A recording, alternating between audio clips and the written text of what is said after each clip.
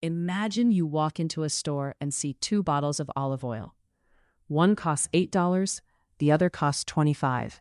They look almost identical, but you assume the expensive one must be better. You might even enjoy it more, simply because you paid more for it.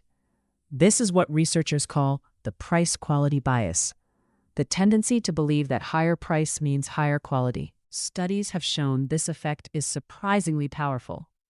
In one experiment, participants were given the same wine in two different glasses.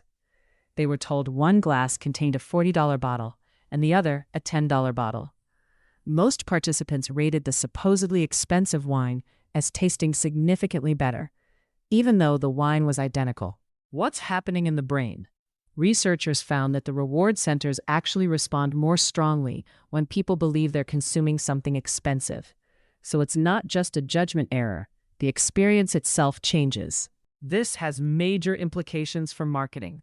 Companies invest heavily in premium packaging, brand positioning, and pricing strategies, not just to signal quality, but to literally shape how consumers experience their products.